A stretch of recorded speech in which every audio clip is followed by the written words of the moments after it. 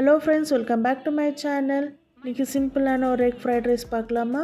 அதுக்கு நான் கொஞ்சம் ஆனியன், கேரட், பீன்ஸ், கேபேஜ், கொஞ்சம் சால்ட் போட்டு நல்லா சாட்டே பண்ணிக்கிட்டேன்.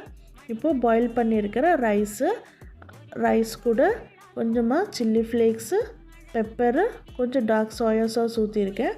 நல்லா மிக்ஸ் பண்ணிவிட்டு இப்போ இன்னொரு பேனில் வந்து 4 முட்டை உடைச்சி ஊற்றி நல்லா ஸ்க்ராம்பிள் பண்ணிக்கலாம். இப்போ ஸ்க்ராம்பிள் பண்ண எக்கை வந்துட்டு நம்ம ரைஸோடு மிக்ஸ் பண்ணோன்னாக்கா சுட சுட ஒரு 10 நிமிஷத்தில் எக் ஃப்ரைட் ரைஸ் ரெடி.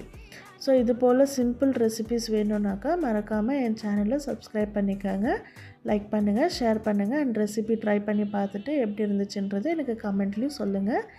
இன்னொரு வீடியோவில் நான் உங்களை மீட் பண்ணுறேன். பாய்.